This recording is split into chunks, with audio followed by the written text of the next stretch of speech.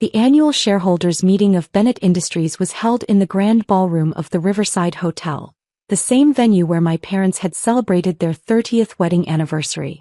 200 folding chairs faced a stage with a podium and projection screen. Crystal chandeliers hung overhead. Waiters circulated with coffee and pastries. I sat in the back row, my laptop open, taking notes like I'd done at every shareholders meeting for the past 8 years. My father, Robert Bennett, stood at the podium in his custom navy suit, his silver hair perfectly styled, commanding the room with the presence of a man who'd built a manufacturing empire from scratch. Bennett Industries produced industrial components for automotive, aerospace, and construction companies. 42 facilities across 11 states. Annual revenue of $1.2 billion. As you can see from the quarterly report, my father was saying, we've exceeded projections in every sector. Our aerospace division alone has grown 23% year-over-year. Shareholders nodded approvingly. Most were silent partners, investment groups, and family friends who'd bought in during various funding rounds over the company's 35-year history. My mother, Patricia Bennett, sat in the front row next to my older brother David, who served as vice president of operations. My sister Lauren, the chief marketing officer, sat beside them. The Bennett family business trinity, as the industry magazines called them. I was never part of that trinity. Before we move to the financial deep dive, my father continued, I want to address something. Some of you may have noticed my youngest daughter, Emily, sitting in the back row taking notes. Every head in the room turned to look at me. I kept my expression neutral. Emily has attended these meetings for years, my father said with an indulgent smile. She takes her little notes, asks her little questions. Cute really. Shows interest in the family business, even if she doesn't quite understand the complexity of what we do here. Polite laughter rippled through the crowd. Emily has a savings account, my mother added from her seat, loud enough for everyone to hear. She's very proud of it. She checks it regularly, tracks her interest. It's adorable. More laughter. David grinned. Lauren looked uncomfortable but said nothing. Real business is too complex for everyone, my father continued, his tone patronizing but not unkind. Emily has her interests, her charity work, her little investment club meetings, and that's wonderful. But Bennett Industries requires decades of experience, intimate knowledge of manufacturing, understanding of global supply chains. He trailed off meaningfully. The implication was clear. I was a child playing at business while the adults did real work. Now, my father said, pulling up a new slide, let's talk about our expansion plans. We're looking at acquiring precision parts manufacturing in Ohio, which would give us vertical integration in our automotive supply chain. I typed quietly on my laptop, my face revealing nothing. What my father didn't know, what nobody in this room except 3 people knew, was that the little savings account my mother mocked had started with $5 million from my grandfather's inheritance when I was 21. What my family didn't know was that I'd turned that $5 million into $680 million over 12 years through careful, strategic investments in private equity, real estate, and corporate debt. What absolutely nobody in this room knew, except the 3 board members who were legally required to know, was that over the past 8 years, through a complex network of holding companies, shell corporations, and strategic debt purchases, I had quietly acquired controlling interest in Bennett Industries. I owned 52% of the company my father thought he controlled. My phone buzzed silently. A text from James Morrison, the board chairman, sitting in the second row, after the financial presentation. Are you ready? I texted back. Yes. The meeting continued. David presented the operations report. Efficiency improvements, facility upgrades, workforce optimization. Lauren showed marketing metrics, brand awareness, customer satisfaction scores, new client acquisitions. Everything looked good. The company was healthy, profitable, well-managed. Except for one problem that I'd identified 3 years ago. My father was preparing to sell. He hadn't announced it publicly, but I'd seen the preliminary discussions. Private equity firms circling. Valuation assessments. My father wanted to cash out, take his billion-dollar payday and retire. He'd turn 65 next year. The sale would destroy the company. The PE firms would strip it for parts, sell off divisions, fire thousands of employees, and extract maximum value before discarding the husk. I'd been building my position specifically to prevent that. Now for our financial overview, my father said, gesturing to the CFO Richard Zhang. Richard will walk us through the numbers and then we'll open for questions. Richard approached the podium with his tablet and began his presentation. Revenue, margins, cash flow, debt ratios. Everything looked strong because I'd made sure it stayed strong. Over the past 8 years, every time Bennett Industries needed capital, I'd provided it through anonymous debt purchases and credit facilities. They thought they were getting favorable terms from generous banks. They didn't know I was the bank. When Richard finished, my father returned to the podium. Questions. Several hands went up. The usual inquiries: dividend schedules, expansion timelines, competitive positioning. Then my hand went up. My father saw me and smiled. Yes, Emily? Do you have a question? Yes, I said, standing up. I'm wondering about the debt restructuring that happened in 2021. Bennett Industries refinanced $280 million in bonds at a very favorable rate. Can you explain who provided that financing? My father's smile widened. That's a rather technical question, sweetheart. The short answer is we worked with several institutional investors who recognized the value of our company. Richard can send you the details if you're curious, though I'm not sure you'll understand the bond documents. I understand bond documents, I said calmly. I'm asking specifically about the identity of the investors. Richard cleared his throat. The bond purchase was facilitated through a private placement with several investment groups. The lead investor was Meridian Capital Holdings. And who controls Meridian Capital Holdings? I asked. That information is confidential, Richard said, glancing at my father. I see, I said. And the $180 million credit facility established in 2022 through Sterling Financial Group. Who controls that entity? My father's smile was becoming strained. Emily, these are rather aggressive questions. If you have concerns about the company's financial structure, we can discuss it privately. I don't have concerns, I said. I'm simply trying to understand the ownership structure of Bennett Industries. The ownership structure is clear, my father said firmly. The Bennett family holds 31% of shares. Various institutional investors hold the remainder. It's all documented in our filings. And private debt? I asked. The bonds, credit facilities, and other obligations that give creditors significant influence over company decisions? The room had gone quiet. Other shareholders were looking at me with confusion and irritation. Who was this young woman challenging Robert Bennett? My father's jaw tightened. Emily, I think that's enough. These meetings are for serious business discussions, not for you to show off whatever you learned in your investment club. I'm a shareholder, I said. I have the right to ask questions. You own 40 shares, David said, turning around in his seat. 40 shares that Dad gave you as a birthday present when you turned 25. That's 0.002% of the company. You're not exactly a major stakeholder. Those 40 shares give me the right to attend this meeting and ask questions, I replied. My mother stood up. Emily, you're embarrassing yourself. This isn't your little savings account. This is a billion-dollar company with real stakeholders who don't appreciate having their time wasted. Then let's not waste time, I said. I moved to add an item to today's agenda. I'd like to discuss the possibility of a sale or acquisition of Bennett Industries. The room erupted. Shareholders turned to each other, murmuring. My father's face went red. That's not on the agenda, he said sharply. I'm making a motion as a shareholder, I said. According to the corporate bylaws, any shareholder can propose agenda items if seconded by another shareholder. I second the motion, a voice said from the second row. James Morrison stood up. The board chairman, a man my father had worked with for 20 years. My father stared at him. James, what are you doing? Following proper procedure, James said calmly. The motion has been seconded. We should discuss it. This is ridiculous, David said. Emily doesn't know anything about M&A discussions. Actually, James said, I think Emily knows quite a bit. Emily, would you like to explain your concerns? Every eye in the room turned to me. I could see my father's confusion turning to anger. My mother looked mortified. Lauren had her phone out, probably texting someone about what was happening. I walked down the aisle toward the stage, my laptop under my arm.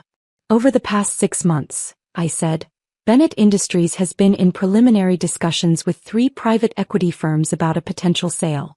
The discussions have been confidential, but they're happening. My father's eyes widened. How do you know about that? Because I pay attention, I said. And because a sale would be catastrophic for this company. PE firms don't buy manufacturing companies to preserve them. They buy them to strip them. That's a gross oversimplification, my father said. Is it? Let's look at the pattern. A PE firm buys a manufacturing company, loads it with debt, sells off the profitable divisions, consolidates facilities, fires middle management, and extracts maximum value over 5 years before selling the remains to another buyer. Meanwhile, thousands of employees lose their jobs, communities lose their economic anchors, and the company's legacy is destroyed. You're being dramatic, David said. Am I? Let me read you something. I opened my laptop. This is from an email sent by Blackstone Partners to Dad's personal email 3 weeks ago. We see significant value extraction opportunities through facility consolidation and workforce optimization. Our models show 40% cost reduction through strategic restructuring. The room went silent. How the hell did you get my emails? My father demanded. I didn't, I said. But Blackstone Partners CC'd several people on that email, including some who thought the company's employees deserved to know what was being planned. That was a lie. I'd actually gotten the email through a contact at one of the law firms involved in the discussions. But the effect was the same. You had no right, my father started. Shareholders have every right to know when the company is being sold, I interrupted. Especially when that sale will destroy the company. Nobody's destroying anything, my father said. I've spent 35 years building Bennett Industries. I'm exploring options for succession planning. I'm 64 years old, Emily. I won't run this company forever. Then let David run it, I said. Or Lauren. Or hire a professional CEO. Don't sell to vultures who will tear apart everything you built. You don't understand how this works, my mother said from her seat. Your father deserves to retire. To enjoy the fruits of his labor. The sale would give us financial security. You have financial security, I said. You have a profitable company that generates tens of millions in annual profits. Why do you need $1 billion buyout? Because I earned it, my father said, his voice hard. I built this from nothing. I took the risks. I made the sacrifices. And I'll be damned if my daughter, who's never worked a real day in this company, is going to lecture me about business decisions. She's right to ask questions, James Morrison said, standing up again. In fact, I think we need to have a broader discussion about the company's future. Which is why I've asked several people to join us today. The ballroom's side door opened. 3 people walked in. Margaret Chin, the company's general counsel, Thomas Westbrook, an investment banker from Goldman Sachs, and Catherine Rodriguez, a senior partner from the accounting firm that handled Bennett Industries audits. What is this? My father demanded. This, James said, is a special session of the board of directors, convened under emergency provisions of the corporate bylaws. We're here to discuss a significant change in the company's ownership structure. What change? David asked, standing up now too. Dad owns 31% of the company. The family controls the board. What are you talking about? James looked at me. Emily, would you like to explain? Or should I? Everyone was staring at me now. My father's face had gone from red to pale. My mother looked confused. Lauren had put down her phone. I'll explain, I said. I connected my laptop to the projection system. A spreadsheet appeared on the screen behind me. This is Bennett Industries' complete ownership structure, I said. As you can see, the Bennett family holds 31% of equity shares. Various institutional investors hold another 39%. That's the public structure that everyone knows about. I clicked to the next slide. But Bennett Industries also has $460 million in outstanding debt. Corporate bonds, credit facilities, and private loans. These debt obligations give the creditors significant control over company decisions. In many cases, more control than equity shareholders. Another slide. The largest creditor is Meridian Capital Holdings, which holds $280 million in bonds. The second largest is Sterling Financial Group, which provides a $180 million credit facility. Together, these two entities control 75% of Bennett Industries' debt. I paused and looked at my father. And both entities are wholly owned subsidiaries of Thornton Investment Group. Silence. Complete absolute silence. Who the hell is Thornton Investment Group? David finally asked. I clicked to the next slide. It showed my face next to the corporate logo. I said. Thornton is my mother's maiden name. I established Thornton Investment Group 9 years ago. Over the past 8 years, I've systematically acquired debt positions in Bennett Industries. My father was staring at the screen like it showed his own death certificate. You're saying? He started then stopped. I'm saying that I hold $460 million in Bennett Industries debt, I said. Which, combined with my equity position and convertible instruments, gives me effective control of 52% of the company. That's impossible, my mother whispered. It's not only possible, it's documented, Margaret Chin said, standing up. I've reviewed all the paperwork. Emily's ownership structure is completely legal and has been properly disclosed to the board as required by law. The board knew. Lauren asked. 3 board members knew, James Morrison confirmed. Myself, Margaret, and Richard Zhang. We've been legally required to know because Emily's debt position crossed the threshold for required disclosure 18 months ago. My father turned to Richard Zhang, who looked uncomfortable but nodded confirmation. Why didn't you tell me? My father demanded. Because Emily asked us not to, James said. And legally we didn't have to. The disclosure requirements are to the board, not to all shareholders. I'm the CEO, my father shouted. And Emily is the majority owner, James replied. Which means technically you work for her. The room erupted again. Shareholders shouting questions. David arguing with James. My mother sitting frozen in her chair. I waited for the chaos to settle. I didn't reveal this position because I had no reason to, I finally said. The company was well managed, profitable, growing. I was happy to remain a silent partner. Then why reveal it now? Lauren asked. Because Dad is planning to sell to a private equity firm that will destroy everything he built, I said. And I'm not going to let that happen. My father walked slowly down from the stage, stopping a few feet from me. Up close I could see how shocked he was. How confused. How? He asked quietly. Where did you get $460 million? Grandfather left me $5 million when I was 21, I said. He told me to put it in a savings account. To be responsible with it. To not waste it on foolish investments. So you used it to buy debt in my company? I used it to build an investment portfolio, I said. I invested in private equity, real estate, venture capital. I was very, very good at it. Over 12 years, I turned $5 million into $680 million. My mother made a small sound. And you used that money to buy control of Bennett Industries? My father asked.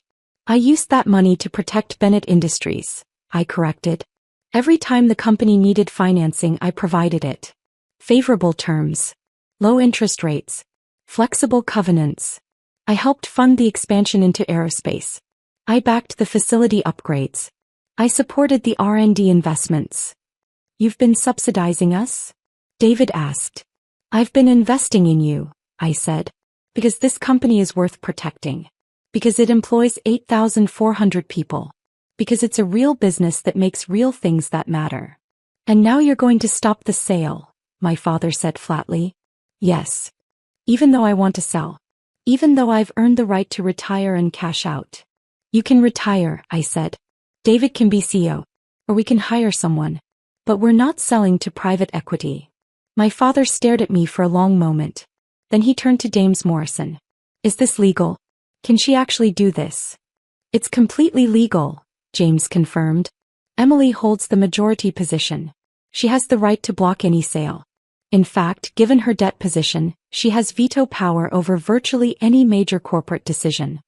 So I've been working for my daughter for the past 8 years without knowing it, my father said. You've been working with your daughter, I corrected. I never interfered with your management. I never questioned your decisions. I supported every initiative you proposed. While secretly buying up my company.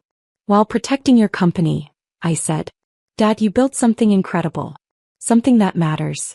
And I wasn't going to let it be destroyed just so you could have a bigger retirement account.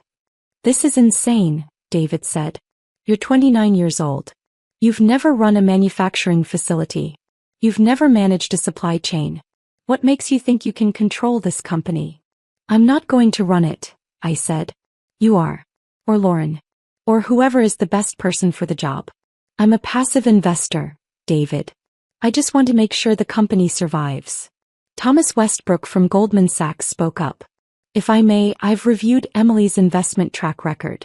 Her returns are exceptional. If she'd been managing Bennett Industries' investment portfolio, the company would be worth substantially more than it is now. Nobody asked you, my mother snapped. Actually, I did, James Morrison said.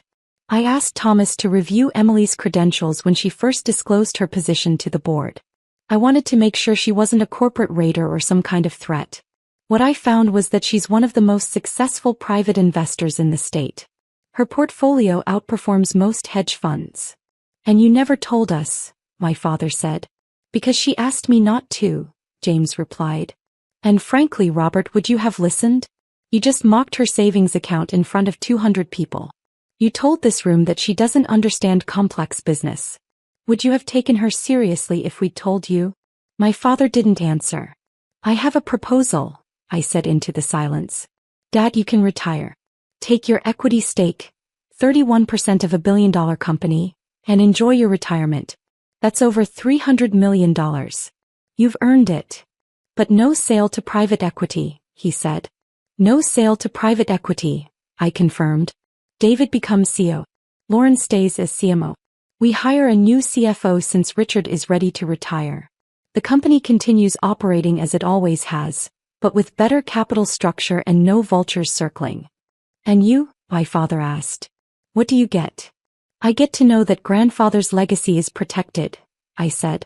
That the company he started and you built continues to exist. That 8,400 people keep their jobs. That manufacturing stays in America instead of being gutted and shipped overseas. Catherine Rodriguez from the accounting firm spoke up. I've reviewed Emily's proposal. It's financially sound. The company would actually be in a stronger position with her capital backing than it would be under private equity ownership. Because she's not extracting value, Margaret Chin added. She's providing capital at below market rates. She's essentially subsidizing the company's growth. My father looked around the room, at the shareholders watching this unfold, at the board members who'd known this secret, at his children processing this revelation. You really turned $5 million into $680 million? He asked me. Yes. In 12 years. Yes. How? By paying attention, I said. By learning. By taking your advice, actually. You always said to invest in things you understand. I understood manufacturing. I understood industrial supply chains. So I invested in companies like Bennett Industries. And I was careful. Conservative. Strategic. You could have told us, my mother said, her voice breaking. You let us think. We thought you were unemployed. I offered. Living off that little savings account? I know what you thought, Mom. Everyone made it very clear. Why didn't you correct us? Lauren asked. Would you have believed me? I asked. Or would you have accused me of lying? Of exaggerating? Of trying to compete with David and his real job? Lauren looked away. I attended these meetings for 8 years, I continued. I took notes. I asked questions. And every single time I was treated like a child playing dress-up. Dad made jokes about my savings account. David rolled his eyes at my questions.